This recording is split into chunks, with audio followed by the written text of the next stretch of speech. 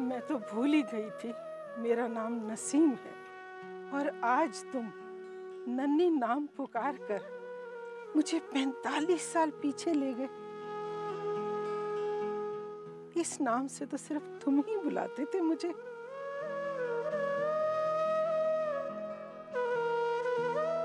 मैं तो तुम्हें पहले भी समझाना चाहता था।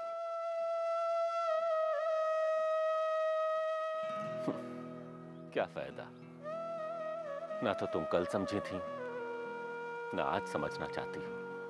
क्या समझाना चाहते हो? सहन में झूलता ये दरख्त तुमसे कुछ कह रहा है। तुम आज भी इतने ज़हीन हो कि दरख्त की बात समझते हो? दिल की सुनो चाहत के साथ तो किसी की भी बात समझ पाओगे। कहो ना, ये दरख्त क्या कह रहा है? ये कह रहा है, तुमने मुझे इतने प्यार से लगाया, मगर प्यार के बदले नफरत और अदावत के पानी से सींचा। ये दरख्त कह रहा है कि तुम इतनी मजबूर और बेबस हो गई थी कि अपने बुजुर्गों की दुश्मनी के गुलाम बन गई। हाँ, गुलाम बन गई थी।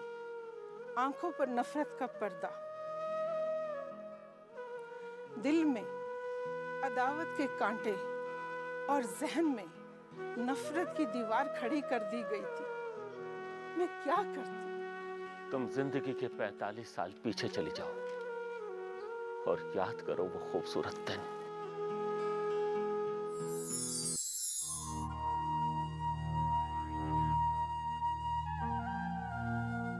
और तेज,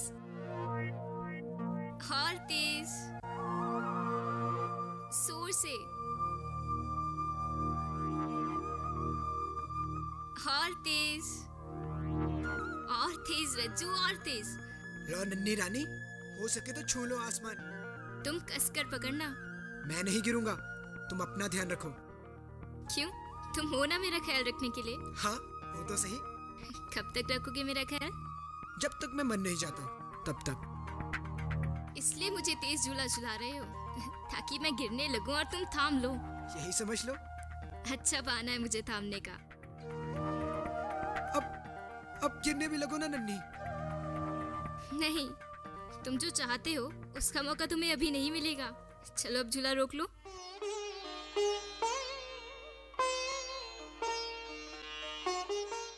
जब गिरने लगूं तब अपना इरादा पूरा कर लेना। अभी तो झूला रुक गया ना। चलो, कभी तो आएगा ऊंट पहाड़ के नीचे। तब तक इंतजार कर लो। अच्छा चलो, अपनी आंखें बंद कर लो। क्यों? तुम पक्का कोई शरारत करने के चक्कर में हो? नहीं ना नन्ही, मैं तुम्हारे लिए कुछ लाया हूँ। पहले बताओ क्या? मजे की चीज है।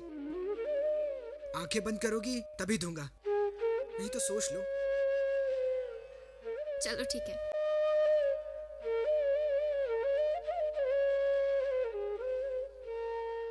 चलो अब अपनी आंखें खोलो। इमली मुझे बहुत पसंद है। जानता हूँ, तभी तो लाया, क्योंकि मुझे तुम्हारी खुशी बहुत पसंद है।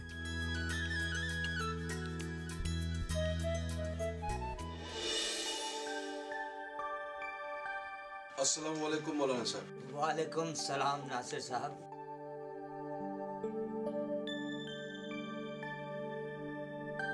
और सुनाइए, कैसी चल रही है हमारी नन्ही की तालीम? वो तो आप नन्ही से ही पूछ लीजिए।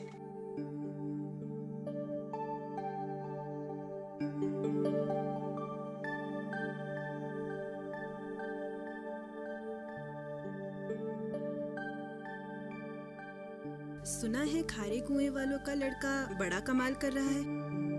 क्या नाम है उसका? कौन? हाफिज?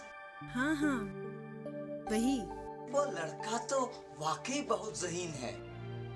इतना दिमाग वाला लड़का मैंने आज तक नहीं देखा। अरे मौलवी साहब, उसने ऐसे कौन से तीर मार लिए जो आप उसकी इतनी तारीफ कर रहे हैं? अरे नासिर साहब, मैं आपको क्या बताऊं, हाफिज बहुत ही तेज लड़का है। बला का ज़हीन, कुरान हिफ्ज कर लिया है, अब आला तालीम हासिल करना चाह रहा है।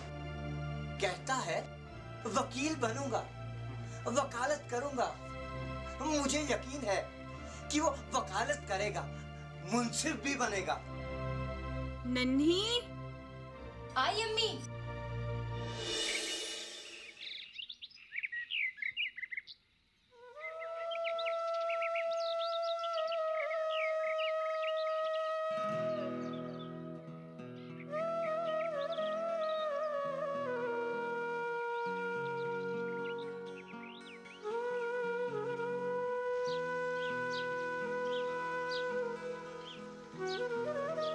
रज्जू,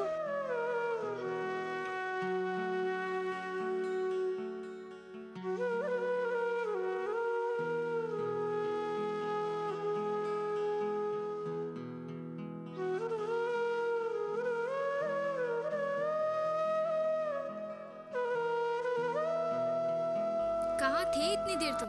क्या हुआ? तुम्हारी तबीयत तो ठीक है ना? हाँ, मुझे क्या होगा? तुम मेरे इंतजार में खड़ी हो, यह हैरानी की बात नहीं है। वो तो बस ऐसे ही। मैं तो बस यूं ही। अच्छा बताओ, तुम कुछ कहना चाहती थी? हाँ, पता है मौलाना साहब आज तुम्हारी बहुत तारीफ कर रहे थे। अच्छा? कह रहे थे हाफिज बहुत ही ज़हीन है, मुंसिफ बनेगा, वकालत करेगा हाफिज। तुम्हें ये सुनकर अच्छा लगा? और नहीं तो क्या। जब तुम्हारी कोई तारीफ करता है तो मुझे बहुत खुशी होती है। ऐसा लगता है जैसे मेरी ही तारीफ हो रही है, मेरे जिस्म की, मेरी जिंदगी की सबसे पसंदीदा चीज की तारीफ हो रही है। अच्छा? और नहीं तो क्या, तुम मेरी जिंदगी का एक हिस्सा।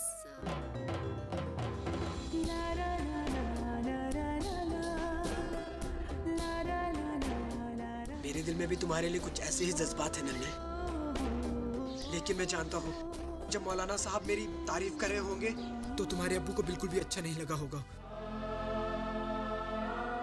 लगता भी कैसे, मैं उनके दुश्मन का बेटा जो हूँ। काश रज्जू हमारे खानदान की ये दुश्मनी खत्म हो जाती। मुझे तो इसके आसार दूर दूर तक नजर नहीं आ रहे। हाँ, खत्म होना तो दूर की बात, दिन गुजरते अदावत बढ़ी ही जा रही है। कभी कभी तो ये सोचकर दिल में ठेस से उठती है नन्ही कि हम दोनों एक ऐसे रास्ते पर निकल आए हैं जिसकी कोई मंजिल ही नहीं। ऐसा मत कहो रज्जू, ऐसा मत कहो, मैं जी नहीं पाऊंगी।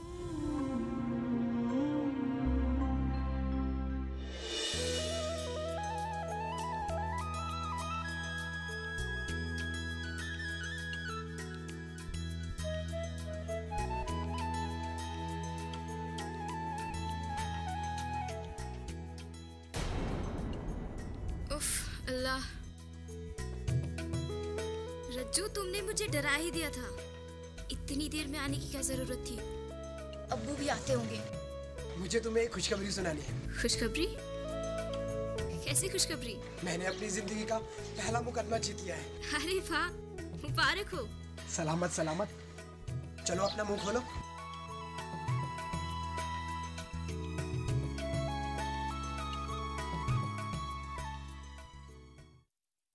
ये क्या नन्ही, तुम्हारी आंखों में आंसू क्यों?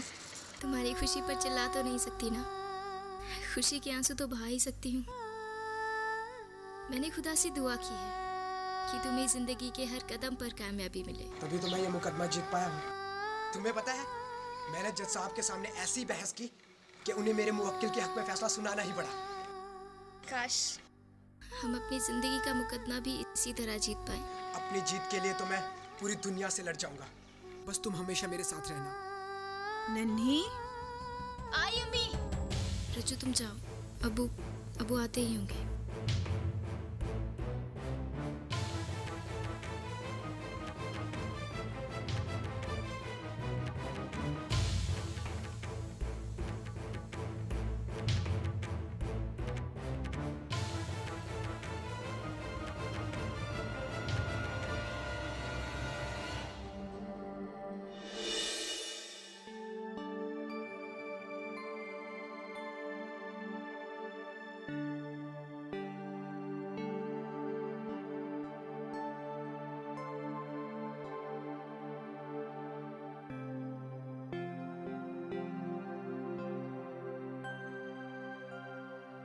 ये लीजिए पानी, दवाई खा लीजिए।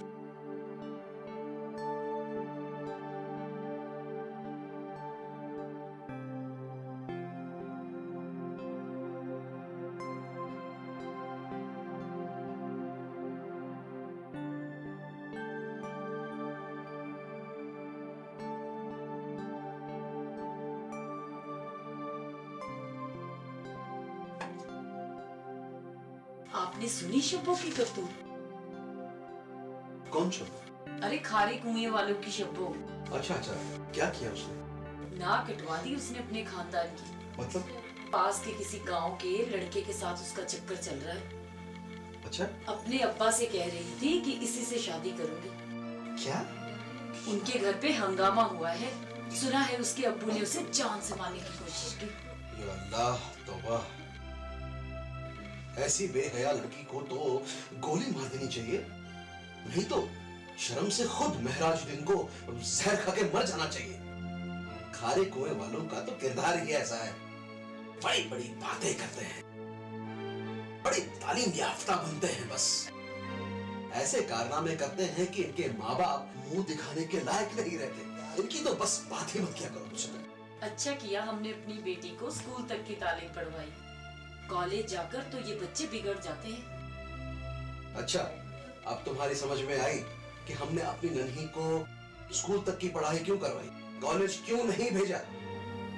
अगर कल को हमारी बेटी इस तरह की कोई हरकत करे तो बखुदा मैं उसको सीधा जमीन में गाड़। हाँ या अल्लाह, तौबा।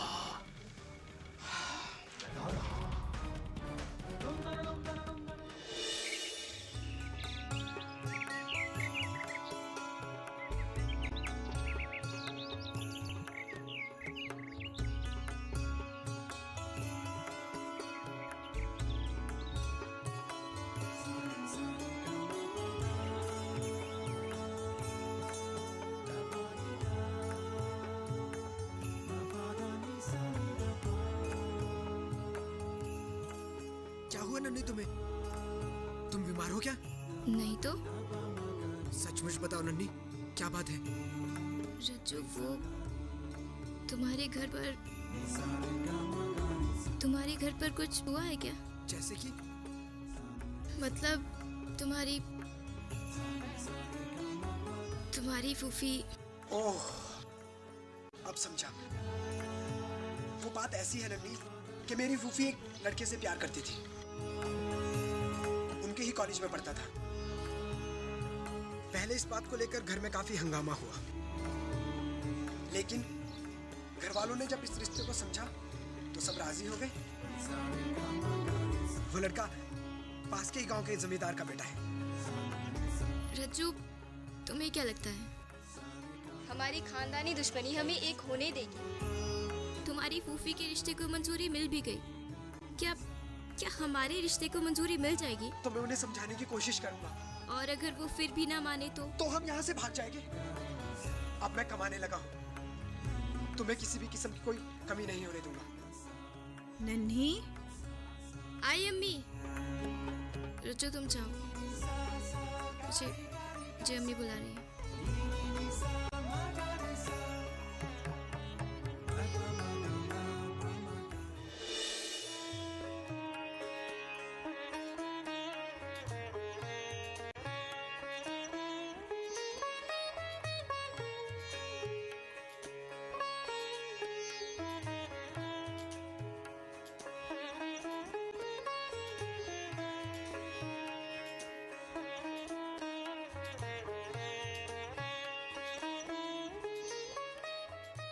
नन्ही, तुम इतनी उदास क्यों बैठी हो? तुमने अभी तक खाना भी नहीं खाया? बस अम्मी, कुछ नहीं, मुझे भूख नहीं है। नन्ही, मैं तुमसे एक बात करना चाहती थी बेटी। जी बोलिए। देख बेटा, अब तुम्हारे लिए रिश्ते आने शुरू हो गए हैं। मेरा मतलब है, अब तुम घर में थोड़ा संजीदगी से रहा करो। मैं कुछ दिनों से देख रही हूँ, तुम कुछ उदास सी रहती हो।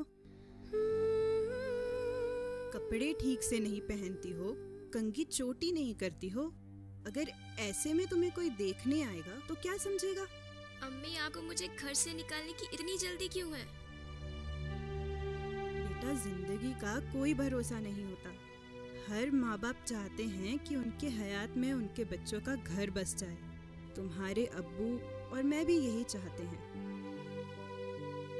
अब चलो उठो, मैंने तुम्हारे लिए बहुत अच्छी कढ़ी बनाई है, तुम्हें पसंद है ना? आप चलिए अम्मी, मैं अभी आती हूँ।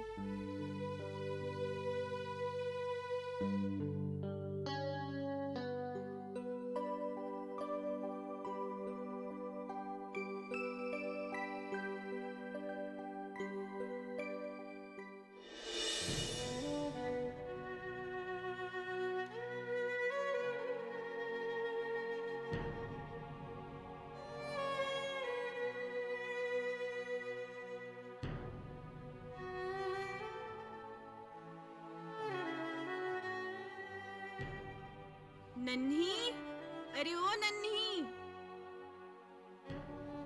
जी अम्मी, मैं यहाँ हूँ। नन्ही, तुम यहाँ बैठकर क्या कर रही हो? मैं और तुम्हारे अब्बू हीरापुर जा रहे हैं। आने में थोड़ा वक्त लगेगा, तुम घर का ख्याल रखना। क्या बात है बेटा, कोई परेशानी है? नहीं अब्बा, ऐसा तो कुछ नहीं है। अरे ऐसे तो मैं भूल ही गया। ये लो, ये पौधा अपने हाथों से बाहर सहन में लगा देना, ठीक है? तुम्हारी शादी के बाद जब कभी भी हमें तुम्हारी याद आए तब हम इसे देख लिया करेंगे। अरे तुम तो अभी से रोने लग गई। अभी तो हम सिर्फ तुम्हारे लिए लड़का देखने जा रहे हो भाई, हाँ? और इतने आंसू अभी से बहाओगी तो उस दिन क्या करोगी जिस दिन तुम्हारी शादी होगी, और जिस दिन तुम हमें और इस घर को छोड़कर जाओ। अच्छे से रहो और खुश रहो, ठीक है? चलिए चलिए, हमें देर हो रही है। नन्ही, तुम अपना ख्याल रखना। ठीक है, चलते हैं। ये लो, इसे याद से लगा दें, ठीक है? चलते हैं, खुदा हाफिज। आइए।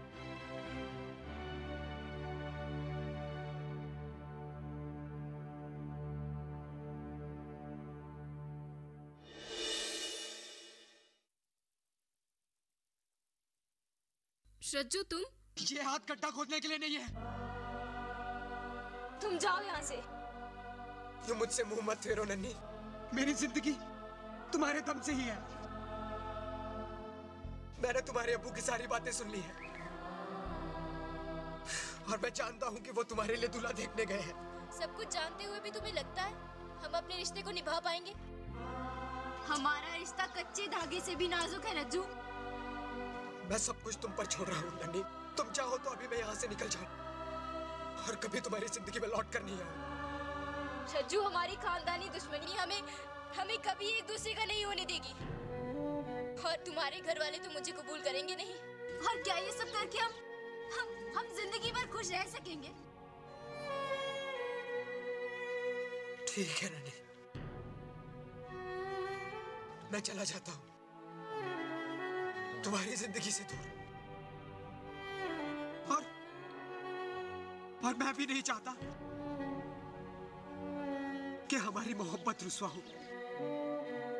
हमारी खुशियां हमारे बुजुर्गों की नाराजगी का सबब बने। हम अपने बुजुर्गों की लाशों पर अपनी खुशियों की महल तामीर नहीं कर सकते।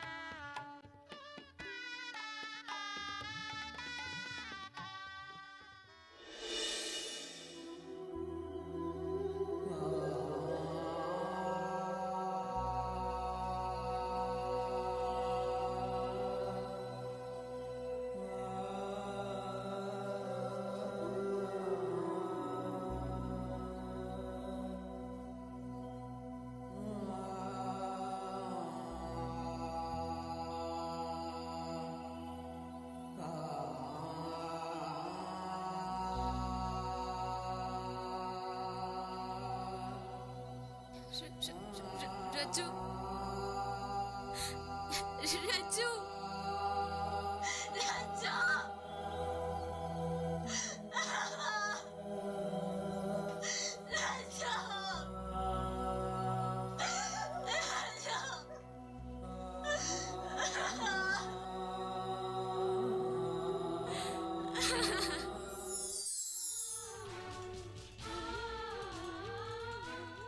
कुछ याद आया नन्ही? रज्जू, मुझे एक बार नन्ही कह के पुकार। मैं तुम्हारे साथ यादों के समंदर में खो जाना चाहती। नन्ही,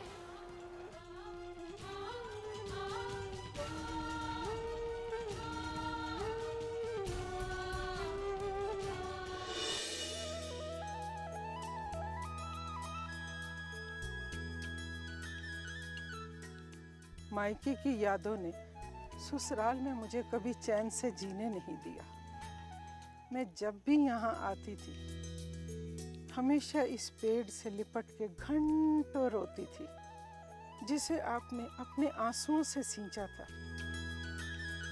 शौहर की मौत के बाद मैंने मुस्तकिल तौर पर यहीं रहने का फैसला किया। अच्छा किया तुम वापस दुश्मन के दलदल में आ गई। यहाँ आज भी अदावत और दुश्मनी पलती है। हूँ तो इसी खानदान की बेटी ना। हाँ, हम दोनों इसी खानदान के हैं जिनके बुजुर्गों ने उम्र भर दुश्मनी पाली और ताहयात अदावत को अपने दिल से जुदा न होने दिया। सारी जिंदगी दुश्मनी में जिए और कब्र में दुश्मनी लेके गए। हद तो ये है कि विरासत में नफरत, अदावत और दुश्मनी छोड़ गए, और वही सब कुछ हम अपने बच्चों को देते रहे। क्या तुम्हें नहीं लगता जो लम्हा 45 साल पहले हमारी जिंदगी में आया था वो आज फिर लौट आया? तो हमें क्या करना चाहिए रज्जू? कुदरत हमें एक और मौका दे रही है अपने ईमान की सलामती के लिए। न जाने जिंदगी की आखिरी सांस कब रुक जाए और हम अपने बुजुर्गों से मिली अदावत, नफरत और दुश्मनी साथ लिए कब्र में दफन हो जाएं। मतलब? अपने और इन बच्चों की ईमान की सलामती के लिए। मैं समझी नहीं। पता है, जब तुम मुझसे जुदा हुई तब एक भी सजदा सही नहीं हो रहा था। बार बार सजदा सही करना पड़ता था। मैं तो कहता हूं कर डालते हैं तस्लीम और गजाला का निकाह, नहीं तो खामा-खां गलत सलत नमाजें पढ़ा करेंगे। कम से कम ईमान तो सलामत रहेगा। बाकी तुम्हारी मर्जी। अच्छा, चलता हूं। खुदा हाफिज। रज्जू, कहो नन्ही। जाओ, तस्लीम के बारात के इस्तकबाल की तैयारी करो। मैं गजाला को घर लाने की तैयारी करती हूँ।